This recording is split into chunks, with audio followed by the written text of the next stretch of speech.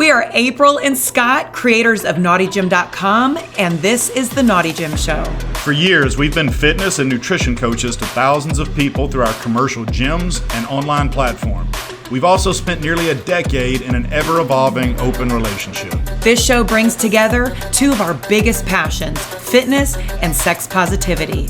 Our mission is to maximize the physical and mental health of anyone brave enough to explore relationship structures that run counter to societal norms. We have demolished our old ways of thinking about relationships, and from that rubble, built a life full of happiness, adventure, and vitality.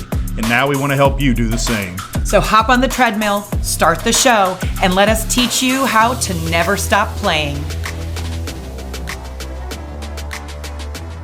Welcome back to the Naughty Gym Show. I'm your host, April, and this is my paramour co-host, Scott. Do you remember that? So when we first got together, if you've been listening to this podcast for any length of time, we started our relationship in a way we shouldn't have, as an affair. But our attorneys referred to us as paramours, and we didn't know what that meant. It's illicit lovers. Yeah, so there you go. So I call him my paramour or boyfriend because it's kind of sexy. Yeah, it kind of turns me on, even though it's horrible. So. Anyway, so today's episode, we're going to talk about how to reframe jealousy and why the phrase reclaiming your partner kind of gives us the ick.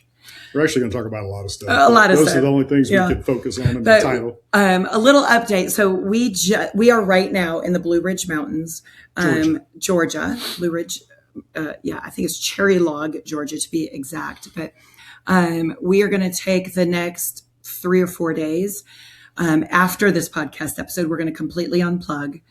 No work, no computers, no phones, and spend some time, just the two of us, to kind of reconnect. And we haven't done something like this in over 2 years.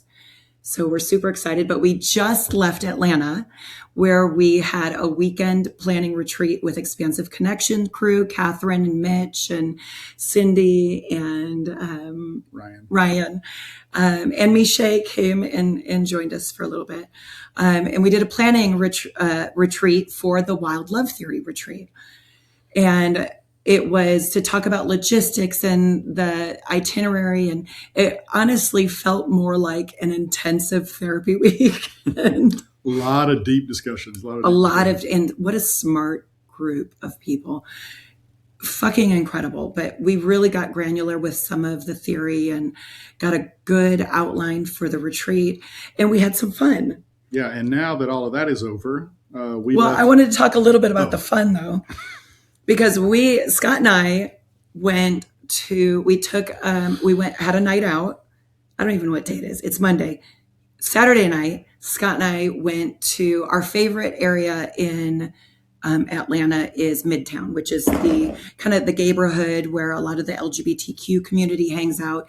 We went to the Mexican restaurant Zocalo, and then afterwards we went to the Eagle because they had one of RuPaul's Drag Race queens there doing a drag show. And that was so much fun. But we met a couple there, a gay couple, and they were in town from Miami. And they were looking for a place to sit, and we had 2 chairs at our table, so we offered to let them sit with us. They sat with us, and little did we know we would spend the next 8 hours with them. I don't know how long it was, but it was a long time. They were just the most loving, energetic, kind couple, and they had been married for 11 years. And I didn't know that. Yeah, and so after the drag show, a DJ came on at the Eagle, and we didn't dance.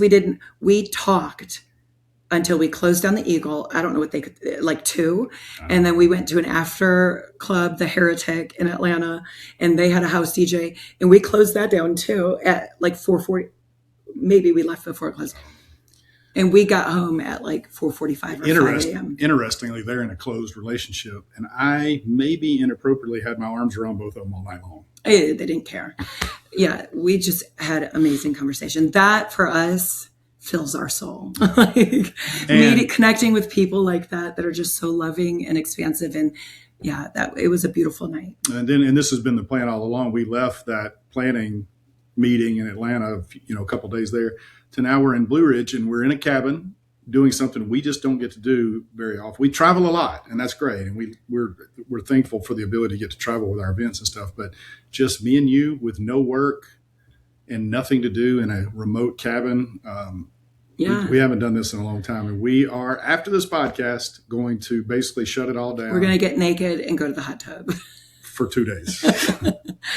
For the first time ever, I learned on my email how to do the out of office response. So if you don't hear from us until the end of this week, please don't get your feelings hurt. We're shutting it all down and trying to just focus on us. But I'm also losing my voice a little bit because I talked for 8 hours straight over music in a club. I didn't even think about that. Yeah. All right. So we want to talk. So I'll talk about jealousy, intimacy. Scott, was it a week ago, a little over a week ago, had a separate date. A little over a week. Yeah. This is his 4th or 5th separate date with this person, this girl, who I know, I love, I trust. And when they share a lot in common, which I absolutely love. They love scary movies. They love to find new restaurants and try stuff and sports. Yeah, they do. They love sports. I'm a go sports ball. So you go ahead and take it. Well, yeah. So we had a date, and we've been out again, like she said, probably 4 or 5 times, just me and her. This date was a little bit different in that, April and I have been working through all of this wild love theory concept stuff for over a year for sure now. And this date was different because April told me, she said, look, I am comfortable with you guys being intimate up to the point of making out and, holding hand, whatever. And so that felt freeing. And I know how difficult that has been for April to work up to that point in the separate stuff.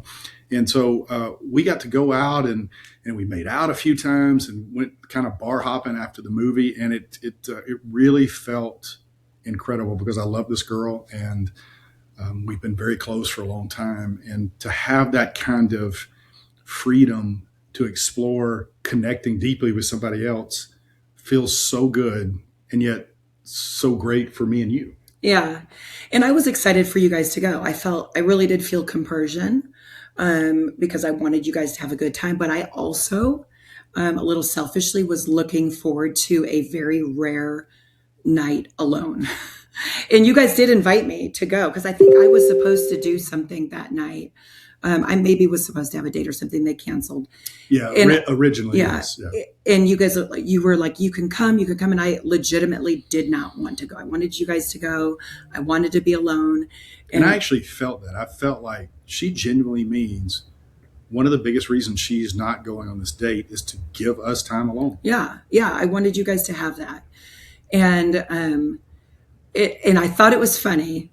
Well, not funny, but I did note we, in our conversations beforehand, Scott would say like, what are you okay with? Like, but you never asked, should I check in? And I loved that. And I never expected a check-in. I didn't get one. I never expected one. You didn't ask like, what time should I be home? I didn't give you a time to come home. And so it was just go out, have fun. When they get back, they'll get back. Well, actually, yeah,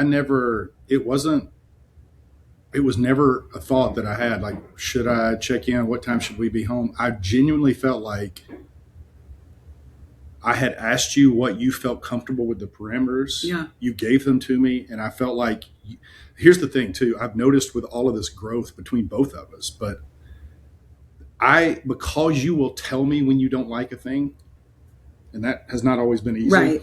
I now can trust your yes and your no. Right. And so when you give me a set of parameters, I go, all right, she means those parameters. Yeah. And as long as I work within those, I think she's good. Yeah. It never crossed my mind to go, hey, what time should I be home? Right. Because I think you would have told me that. Yeah. If you cared. I did text you once because you forgot your house key. And I knew I was going to sleep. I put a key under the mat. I just texted you the keys under the mat. Yeah. But you guys had a great time. That night, all I wanted to do was lay in my bed and write because I don't get a lot of time. I'm a writer. I love to journal. I love to write. I'm working on my own separate book. We're co-authoring Wild Love Theory. And so my goal that night was to write some chapters for Wild Love Theory. And as I was doing that, the beautiful thing about Wild Love Theory and writing through it is it's therapeutic for me too. Like I get to really sit with my emotions, and being alone for all of those hours, I really got to feel what I was feeling and put some words, like pen to paper. This is what I'm feeling. And sometimes I need that to see it. And so what I realized was because as I was reading your part of Wild Love Theory, I was feeling like a pit in my stomach. And I'm like, I'm not feeling jealous. I'm not feeling any abandonment issues. Like there was no worry like, oh, she's going to steal him from me, or he's going to leave me for her, or he loves her more than he loved. There was none of that, legitimately. And part of that, I assume, is because this is one of your dearest friends. Because I trust her. I know her. I trust her intentions. I trust you. What it came down to, and I was able to finally verbalize for the first time in a year since or over a year since we started our Wild Love Theory journey, was every time you would say to somebody, and earlier that day you had been on the phone with a friend of ours, and you had said to him, I mean, April has no rules. She has no imposed boundaries. She has complete freedom to do whatever she wants to. And every time you said that in the last year, something in me stung. It felt heavy. You said something to me the other day. It felt right, but almost wrong for some reason too. And I could never. Yeah. And what it made, every time I heard it, when I felt that feeling that my chest closed up, pit in my stomach, I would go, April's doing something wrong. You need to figure this out, girl. And I'm in therapy, I'm journaling, I'm doing the work, but I still couldn't put my finger on what it was. Why can't I step into this freedom that he's giving me, or, removing these boundaries? Why can't I step into my freedom? Yeah, because you've had that kind of freedom for a little over a year now, and have only on very rare cases that we can count on one hand taken advantage of that in any way. Right. And it was a very intentional action around that. And so what I realized though that night when I was writing was, while I have no imposed boundaries, I have the freedom to And by that, in case you haven't listened to any other podcasts, that is our wording for the idea of when your partner puts a rule on you, like you can't do this or you must do that in order for me to feel safe, secure. Like no group, like no individual texting with a partner, with, somebody else, or no kissing or no sex or whatever. I have some imposed boundaries on you. Right. But you have no imposed boundaries on me. And that's felt unbalanced. Right. And almost like while that does feel unbalanced, there has been something bubbling under the surface that you couldn't put a finger on that didn't feel quite right. Right. And what I realized was what we now call, I have imposed burdens. And so on me. And so what I mean by that is, in our relationship, in our life, I am by default, a lot of times, responsible for a majority of the household duties, the running of the household, familial duties, like keeping things going with the family, dynamics, admin, work stuff. I do all the admins part of the work, the taxes, the spreadsheets, the logistical things like that, which is a heavy burden. And it doesn't allow me the freedom a lot of times to step into my freedom. I don't have a lot of time. Like that night that I got to write for just hours without thinking of anything else, I don't have a lot of time to do that kind of thing. I don't have a lot of time to do the dreaming. And so what I realized that night was I was jealous of the fact that you had the time to find a new restaurant that had just opened, or watch movie reviews of, I didn't even know what movies were in the theater, because I really hadn't had, the last movie I had heard of that was new was that new Wicked movie that I wanted to go see. And that we never went and saw. And we never went and saw, because typically I will default to if you found a new restaurant or you're excited about a new movie, it's because you've done the research. I really don't have the time to do that kind of thing. And so while I was sitting there, I realized I'm not jealous or afraid that you're going to leave me in this moment.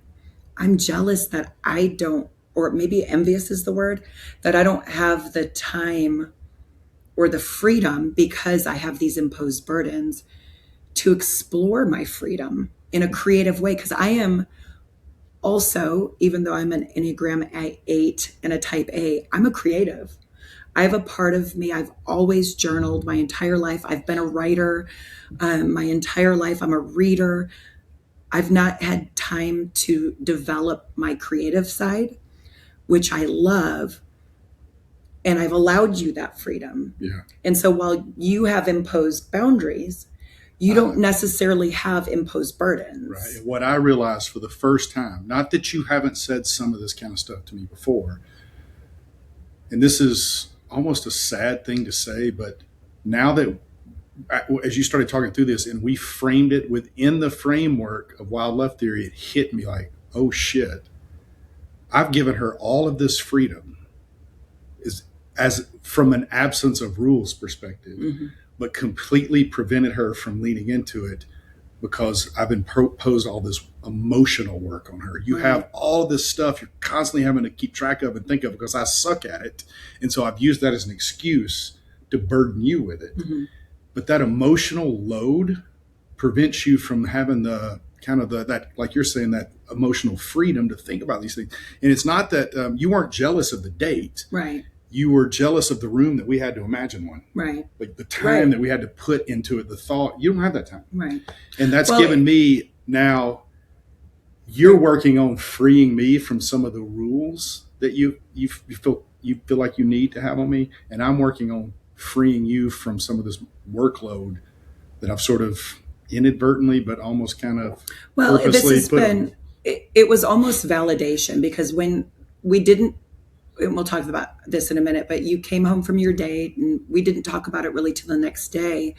And I started to, I think I asked you, I said about these burdens, I said, do you think when there's like an admin task that you have and say you don't do it, you neglect it, by default, I'll pick it up because it has to be done. And the only thing I ever lose, I sleep really well, but the only thing I lose sleep over is like taxes or, deadlines. I'm anal about deadlines. And if you drop something, I will pick it up. Yeah. And so I asked you, do you think that according to wild love theory, is that an imposed boundary you're putting on me? And so we came up with this imposed burdens. Yeah, it felt structurally different because one of the definition of imposed boundary has to do with a rule or limit that you put on your partner that they wouldn't otherwise choose for themselves. And I wasn't really doing that with the imposed boundary. It wasn't restricting your freedom from a rule that said you can't do a thing. Right. It was just you had such a huge workload that you couldn't enjoy any of it. But it is something that I'm coming imposing. from you that you are imposing. And so, and this has been what was validating for me was it's something that we've struggled with our entire relationship, where we have gotten to a place because I'm a natural caregiver and I know you're a natural creative. I want you to dream. I mean, half of the stuff in our life we wouldn't experience or do had it not been for your dreaming and your ideas. But there's always been kind of a pushback from me where we kind of go back and forth where I'm like, I need your help in this. I need you to take some things off my plate. Like I'm overwhelmed, and we've gotten to places where it has come to a head where I'm like, look, I'm so overwhelmed. I can't do this anymore. I need your help. And it'll be okay for a little bit. And then by default, it comes back to me. You said something to me not too long ago where you said, I know I have this freedom. Why does it not feel like it? Mm-hmm. And I was like, well, I don't know, because you got it. You got the freedom. Yeah. Do what you want. This has been big time life altering for me to go, holy shit, I thought I was this awesome guy saying, hey, I trust you so much. I want what's best for you. I don't want my insecurities or fears to limit you. Go live your life, and I will be here to walk next to you when you come home, whatever that looks like. And that's more metaphorical than anything. What I didn't realize is that in the same breath I was going, but make sure the bills are paid before you go. Make sure the dishes are clean. I wasn't saying those things, Right. but that's essentially the life we've adopted. Right. And that's not fair. Right. And so Well, now I have work to do while you're also doing your work. And that feels well, and this more created framework for that, right? Yeah. And it's funny because things like when we're at Hito, and this was funny. It wasn't funny to me at the time. It's funny to me now. But when we're at Hito and we have a team of 25 people, on day one at check-in, you remember, you know what I was at check-in. Oh, yeah. Scott in jest on day one, he got to check in at 9 and a bunch of our team was there and they were asking him questions. And for some reason you had to go do something. I don't remember what it was. You weren't in there. And so they would ask him questions and he would say, that's an April question. Well, what happened was there were like 3 different people that asked me a question in a row. Just, hey, Scott, what do you... And it just so and typically I'm going to know the answers to these questions on check-in. I mean, once the event starts, I feel like I have a good handle of everything that's going on. But they did happen to ask 3 questions that were questions you had been dealing with, things that you were overseeing that I just didn't really know the answer to. And I, like, after the third one, go, oh, that's an April question. Everybody's like, was everything an April question? I was like, yeah, y'all should just ask her all. And it was lighthearted and trying to be funny, but what happened was it was lighthearted and funny. But what happened was, and has historically happened, is they were like, April is the logistics person. And knows everything. And so what happened was the whole rest of the week, instead of anybody going to Scott with any questions, they came to me. And so I was getting messages constantly. Which is okay. And here's the thing, I'm good at that stuff. But that's the whole reason this imposed burden thing. This is a perfect example. And so things like when we're at the nude pool and he had the freedom to make out with whoever he wanted to, he's making out with somebody. In my head, I'm not able to let go because I'm running schedules, logistics. Is this person here? I'm keeping an eye on my phone. Am I getting questions? People are coming up to me asking me like, is this in place? Is this in place? And so it's been our normal for 10 years. And so it was hard for me to recognize that this is my burden. This is my bound. This is my imposed limit. Yeah, this is the problem. This is why I can't lean into the freedom. You might have been having a conversation with a guy or girl that you were interested in. Right. But the problem is you can't get in that headspace of, I'm interested in them. I kind of want to start this up because you're constantly going, what should be happening next? And I'm over there just living my best life. Carefree. Yeah. Like, well, it's on her. She doesn't have any rules. If she wants to make out, she can. Right. And that made I had a lot of shame around that. Shame and discomfort because I really never could pinpoint what it is. Like, what is wrong with me? Why can't I step into this? And so having a name for it is validating and gives me a path forward and gives you some framework. Gives me something to work on. Right. And it was relief. It was like, oh, I can take a deep breath because now I know what it is. I know how to recognize it. I can say no. I can defer it back to him. Well, and just to give you an example of how, and it shouldn't have taken this for me to go, she's doing more than her share. I should step up to the plate. Yeah. But apparently it has. And even coming here to the mountains, I've worked on all right, I want to make sure all she has to do is get in the door. And then I've got the whole weekend kind of planned so that she can shut her brain off and enjoy the week. I don't know that I would have thought that way necessarily. Or at least, not to the point of going, this person that I have burdened with all of this work needs a break. Mm-hmm. Now it's in clear focus and I've got some real work to do. But it also has made me aware of the things that I pick up that I don't need to. Small things where like you'll ask me by default a question because you know it'll be easier for me to answer. Sometimes I don't need to answer those questions. I need to allow you to just figure it out. Even if it is, we watch those funny memes on TikTok where the guy's like, hey, where are my shoes? Where's my hat? Where's my, like, I'm going to help my wife today by doing the laundry. And then he's like, where's the laundry detergent? Where's the fabric softener? How do I run the washing machine? How's the dryer work? It's like, in ways, I've enabled that. And so it's going to be a learning curve, and it's going to take some discomfort on both of our parts as we detach from that behavior. But you've also talked about working with a behavioral therapist to help you stay accountable and put systems in place. Yeah, because it's not this situation that we're in where you have an unequal share of the workload is not a decision I made. It's not like I can make her do this, right, or I can manipulate my way. It's just that the way my brain works, and maybe, you keep saying I'm autistic. I don't know if that's the reason, but I can't get my brain to this. When I was single, routinely my power would get cut off, despite the fact that I had money in the bank. Mm-hmm. Because these types of things don't go through my brain. It's not like they come through there and I go, well, I will put that off. I never think about right, it. Never. yeah. And this is and that's the problem. I need therapy to help, because it's not just something I can go, oh, now I see the problem, so it will be easy to fix. Right. I just don't recognize the garbage that's laying in the floor, or the dirty towel that needs to be put in the hamper. Those things just don't run through my mind. And that's not fair to you, because you have that personality type that says, well, I'll just do it. Well, and I know you're not doing anything to manipulate me or malicious. I know those aren't your intentions, but also because I'm a natural people pleaser and caregiver, I will just pick it up until I start resenting you. And what I want to avoid is getting to a place where I resent you.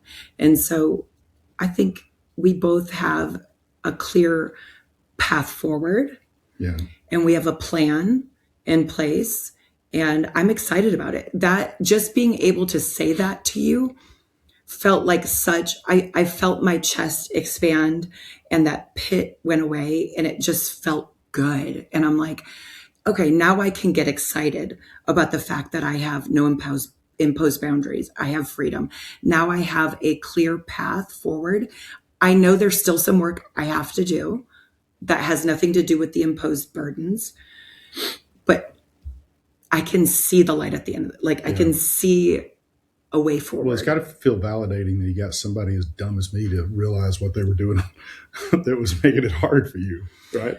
But I say that in somewhat jest, but it does have to feel like, all right, this is validation of why it's been so difficult for me to lean into this freedom I've been given. But really, you were never given it because I couldn't take it. Yeah, you couldn't open the door and get through there because you're too busy in the house working on stuff. Yeah, well, not just the house, but that's business, more metaphor, yeah. But also for other women or partners, not just women, because some men have this too.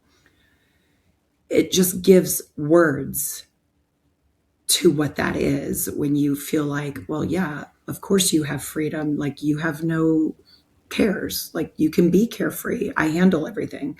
Not that I handle everything, but that was too much. You more than your share. Right. Yeah. Yeah. Well, so let's go back to the date thing again. So, we've been exploring this separate stuff. And I got to go out with somebody who, is a very close friend of ours, and I love her dearly. Mm-hmm. And, I'm curious when I got back from the date and you were asking me about it, I was trying to be as honest and forthright as I could. But I was nervous about saying how much I enjoyed it, mm-hmm. because I never know if that's going to hurt or bother you or cause. And we've had that conversation. Yeah, but I did. We go to dinner. It was funny because it was bad weather out, and there was forecast for huge amounts of snow, which doesn't happen in Alabama very often. And so all these restaurants and places, it almost was a ghost town. Mm-hmm. We just happened to have reservations at a new restaurant that apparently, because they were new, they didn't want to shut down. This is a huge, super nice place. There was one other couple. So we're in this massive restaurant almost alone. Yeah. And we get to the theater. There's nobody in the theater. But so we had some privacy, even though we're in public. And we got to make out sometimes. We were holding hands. We were intertwined when mm-hmm. we could. And it felt like a real date and not that I need somebody else in my life, but it is a beautiful thing to be able to have that sort of connection with this amazing human being Yeah. and not feel like I'm risking getting in trouble. Right. So we had a great date. Now, the question from that, one of the questions that's going to link us to the next part of this podcast is we used to be terrified of this separate stuff and sometimes still are. Yeah. Sometimes we might do a separate thing and it flares up emotions, but why do you think, well, I'll ask you and then you can ask me, but why do you think you were years ago terrified of separate stuff? I think my biggest insecurity was that insecurity is you would find someone better than me, and that you would leave me, that you would find someone better, you would leave me. So it was my insecurities that I wasn't enough or I wouldn't be special anymore. And my abandonment issues, that you would just decide this person is better, I'm out. I don't think those are gone now because they still get triggered. But that is work that I'm doing on my attachment and my abandonment issues. I don't think you'll find someone better than me, first of all.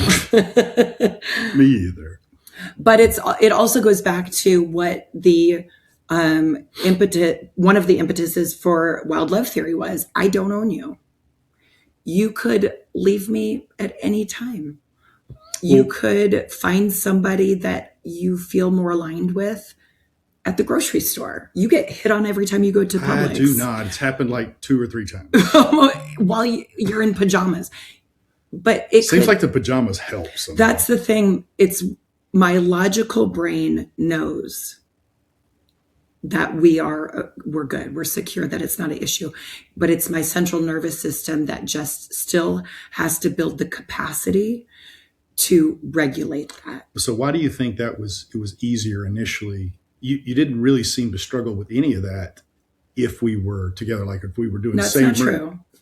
That's not true, because that's why we took the year break, because I did struggle, but I didn't voice it. Okay, yeah, well, okay. But you would also say, I think, that when we're in the same room with another couple or person or whatever, it is easier. Well, I felt more control because I felt like, and I still do. I prefer if we find a 4-way connection. It's just so rare. I would prefer to be in the room with you. I love being with you. I mean, we're with each other 24/7. That is my preference. I would rather be in a foursome or threesome or whatever with you. Well, you said it gives you a sense of control, but do you think that's an illusion, or is there actually some control there? No, I think, if you connect with somebody, obviously there is no control there, but I feel like there's control, because if I got uncomfortable, I could say, whoa, let's take a step back. You got uncomfortable about what? If anything made me uncomfortable, like if I felt like no, I would love for you to enjoy.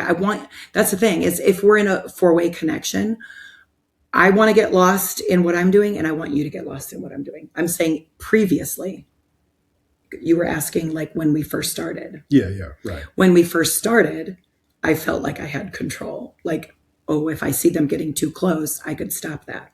Well, that's what I was asking. That's what I meant. Like, if you looked over and it looked like maybe I was just enjoying it too much. Oh, I probably would have stopped it.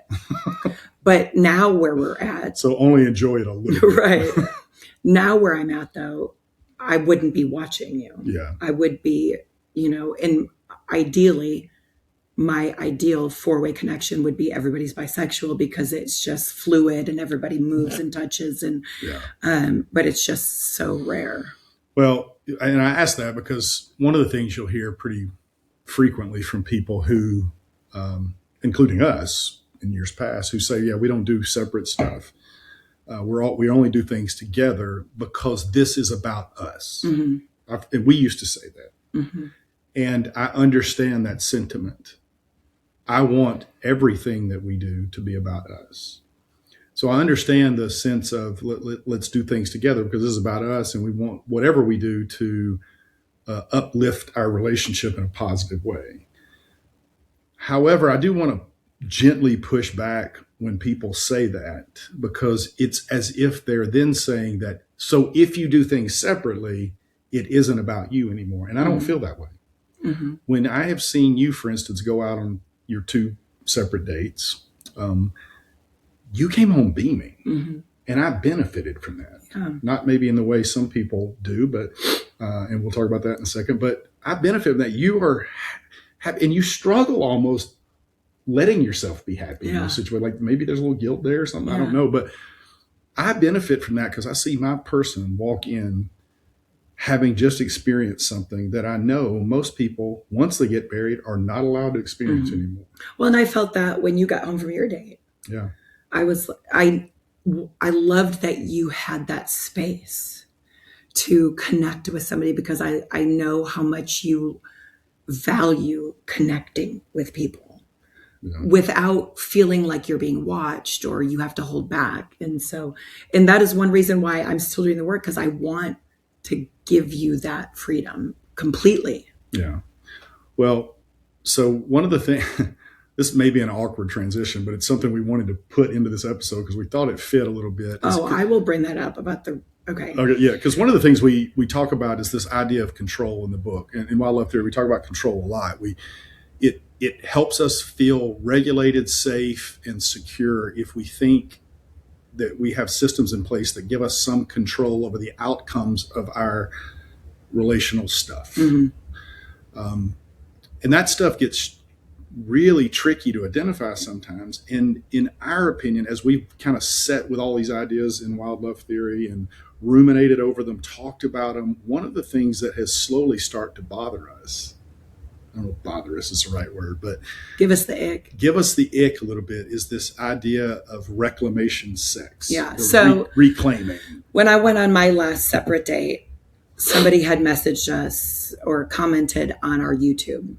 So in asking you, the episode about your date. Yeah, Scott, did you reclaim her? And they asked several times because we were like, how was the reclamation How was sex? the reclamation sex? Did you reclaim her? And both of us were kind of like, because here's the thing.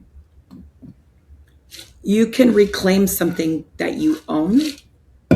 Or lost. But how do you reclaim something that you don't own and you didn't lose? Or that you didn't have some claim on in the first place. Right. And I think I understand. Like we know some people that, like say the hot wife dynamic, that is what turns them on. Their wife or their husband goes out, has sex with another person, and they get turned on by coming back, hearing about it, and having sex right after. And I guess some people call that reclaiming, like reclamation sex. I think there's another term for it, and there's nothing wrong with enjoying nothing wrong with that. But for us, after my date, I came back, I laid on your chest, we talked, we petted.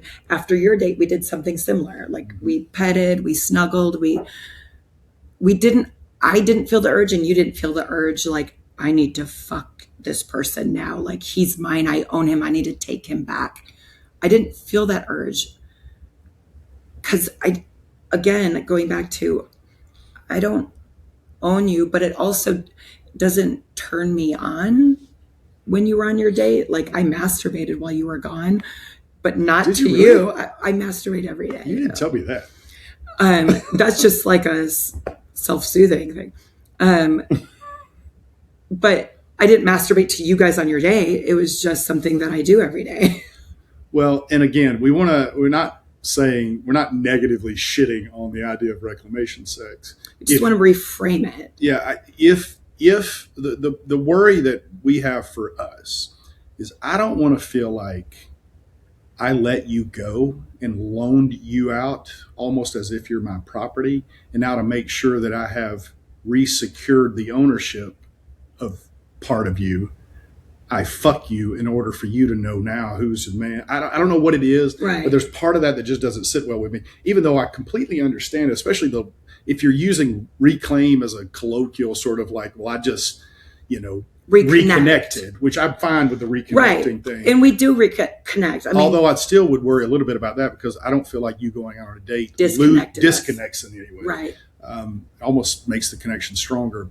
But we do worry that there's a smuggling in of the idea of ownership or control somewhere in this reclamation stuff that we personally just want to avoid. Not that that's what we think everybody else is doing, Right. But it just worries us a bit. And, we think that sometimes what people are trying to reclaim isn't their partner. It's their sense of being chosen and grounded in their relationship. And they're trying to make sure that when that person comes back to them, they're resteadying themselves in that. Which is okay. Yeah. I don't need that. I mean, we have sex. I think we had sex the next day. Well, what we didn't do after either of those dates is it was roughly somewhere between 24 and 36 hours before we had sex again. Yeah. We didn't make that as a conscious decision. But we also don't plan sex. Like No, we right. do it organically, spontaneously. We connect a lot already. And it's not something like, okay, when you get home, we're going to fuck. It's right. I don't want to feel like I need to do that in order to feel resecured in my relationship. What I don't want is for the sex that we have after you're with somebody else to be an anesthetic to my fears of not being special anymore. right. Like I want to have sex with you because now if the fact that my partner goes out and has sex with somebody just gets me wildly turned, there's nothing wrong with having that Right. sex. And I do want to say, we will dirty talk during sex about our dates. Like, yeah. fuck me how you want to fuck her, that kind of thing. But but that we've always done that. And I don't look, there's a lot of people use reclamation as the word. And if, we're probably just thinking about this way too much, putting too much stock in the word and what it means. We don't mean that. There's nothing wrong with having sex with your partner if they come home with a date with somebody else. But for us, it's not symbolic of any, like, it doesn't mean. Yeah, I don't want to feel like I people. need to do that in order to get everything squared back away Right. in the relationship. Now, if you come home and you start telling me about your separate date and it's hot as fuck and we get turned on, I'm not saying we're going to say no to sex. Right. I'm just saying that it was an interesting thing that we noticed that neither of us were so turned on that we felt like we had to have sex, and we never felt the need to do it. And Right. we didn't intentionally wait a day. We just naturally, like 24 hours later or Yeah. a day and a half later, had sex. Right. So we thought that was interesting. We're not making some big statement here about reclamation sex, but I do hate that word. I do too. Well, especially as a woman, like when that person was commenting on YouTube, like, are you going to reclaim her now? For me, I was like, well, he doesn't own me and I never lost me. I never lost you, or I never.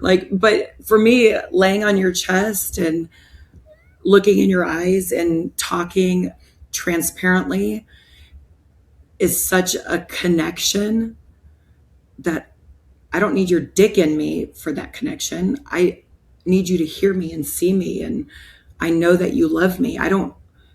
Having sex doesn't prove your love to me. It doesn't prove that you're going to be with me. It doesn't, I don't. This is just me. I don't even saying this is for us. I'm just telling you how I feel. And I'm not saying anybody else feels this way. I'm just telling you the worry I had. I do not want to feel like that the only reason I'm comfortable with you going and experiencing joy with another person is because it turns me on and I'm going to get to fuck you because of that feeling. Yeah. I mean, if it turns you on, great. Great, right. But it doesn't. It doesn't yet. It really turns me on in the moment. Like you said, when we're having sex, we start talking about it, it turns me on. But Yeah. I'm not sitting at home, which was why I asked. I was surprised you said you masturbate. I didn't even have an urge to do that while you were out. I have an urge to masturbate every day. I just don't want it to turn into something that I feel like I need. Look, you can't go on a date unless I get to fuck you when you get home. Yeah. I don't want it to be that. Right. So one of the things about this idea of separate and freedom and all this stuff in a relationship, which is a central idea in wildlife theory, not the separate dating part, but just the relational freedom in general, so that you can live the life that you want to live, not the life that somebody else needs from you. Yeah. But that kind of freedom brings up lots of fear. And we have experienced that as much as anybody. I mean, like we always say, it took us about 3 years of going to non-monogamous events before we ever did anything with anybody else. We were so afraid. But what that fear tends to do with us is that fear in your relationship tends to want to grab onto something solid to soothe the fear away. Right. Usually that's going to look like some kind of rules or something, so that we can feel like, okay, I had this fear. This scared me. So I don't want you to do XYZ, because when you do that, I get a reaction. Fear, insecurity, whatever that is. We put these guardrails up. Which is fine, as long as it is not deemed like a necessary permanent thing. In other words, if you think that your partner does X and X causes you to feel a way, that in order to not feel that way, you have to put a rule in place. Well, there is another option. The other option is digging deep into what insecurity or fear that you had that caused you to feel that way. If what they did isn't inherently unethical, right? If what they did is fine, depending on somebody's rule, well, maybe it was your insecurity or fear that caused it. And you might need to put those rules in place temporarily, but you can't do that, I don't think, without then going, all right, I need to do the work to fix my part of this equation. I agree with that, but I also want to be careful to say sometimes those rules need to stay in place indefinitely. So I have some rules on you, some imposed boundaries that I am doing work, because we come from different backgrounds. I have different trauma. I have different attachment styles. I have different history than you do. And so for me, my central nervous system everybody has capacity, right? Your central nervous system has this bowl. Mine, once it's full, is done. And so I'm working on building capacity, learning how to regulate. Having a bigger bowl. Having a bigger bowl. Yeah. And there are some things maybe I will never be able to regulate. Maybe I'll never be able to remove those imposed boundaries. And that's okay. You've told me that's okay. Correct. As long as I'm working. And that doesn't mean I'm constantly working, because we've gotten to places where I'm like, look, I'm exhausted mentally and emotionally. I don't want to do this work anymore. Especially considering that you're already emotionally tired from the daily household stuff. Right. And so I have said, and what I love about you so much is you hold space for me when I say, look, I'm tired. I don't want to do this work right now. Like, I don't want to do it because I feel like I'm failing. I feel like I can't catch up. I feel like whatever it is. And you have assured me that's not what it is. Like, I'm not ahead of you. That's not what this is. There's no finish line. There's just being growth minded. Like, let's pause. Let's rest. Let's love on each other. Let's connect. Let's do all the warm, cozy things that we love to do. And if you want to, when you're ready, if you want to, I'll support you. And that makes me feel so good, where I can go, I don't have to always be working. Like, I'm going to do this work. I know where I would like to be personally. I would love to remove all imposed boundaries. I don't know if I'll ever get there. Yeah. But I will continue to work, because I also get the rest. I also get to be held and to feel safe and get to regulate. And you're also doing the work. Right. And part of the person's job who, like for us, part of my job has to be, if you're doing all of this work to work on your fears and insecurities that resulted in boundaries placed on me, that's a cognitive workload. Mm-hmm. Your brain's working. If you're also pairing that up with an unequal burden of the household duties and paying the bills and all that, you just don't have time. Now you can't do either. Right. You don't have the mental stamina to work on the insecurities and fears, because you're also doing all of this other stuff that prevents you from even leaning into your own freedom. My job now, yours is working on your fears and insecurities. Mine is to work on not being such a shitbag that places this unequal weight on you. so that you can do some of that work. Yeah. And it's not a one-sided equation here. We both have to do our part.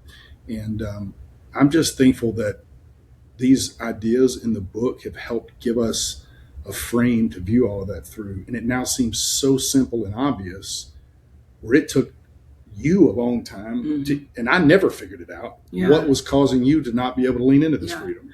And I will say, for you partners who are maybe have a heavier imposed burden, it is received a lot better when you come from, because I have been in the last 10 years reactive to that, where I'm like, fuck you, I can't, you're putting too much on me, and I'll get reactive. It's received better when you come from a loving place where you can go, I would love to step into this freedom, but I need help. And here's what I'm feeling. I'm feeling like I can't, because this is what I have to handle and this is what I'm doing. And when I said that to you, you crumbled. You were like, well, I think it was the first time, and this is ridiculous that it took that. I think it was the first time in my life that I realized how much, even though I try to be a good person, you are a good person, how much weight I was putting on the person that I loved the most. Yeah. Almost inadvertently. It sounds ridiculous to say it was inadvertently. I have to know these things, but I didn't realize it. And finally it hit me like a ton of bricks. And, I got a lot of work to do, because what I want more than anything is to feel like I'm giving you the opportunity to live the best life you can live. And I can't do that if I don't do my share. Yeah. Well, vice versa. Yeah. We both want that for each other. Yeah. Well, and that brings us to the last little bit here. Part of the work of Wild Love Theory is to help you navigate these same kind of issues, and not just constantly be using all the old tools that we think some of the old ways of viewing things are not as efficient at helping you move towards this flourishing life of beautiful freedom. And Wild Love Theory was created to address that stuff. It's going to be released. We have a tentative release date of the book.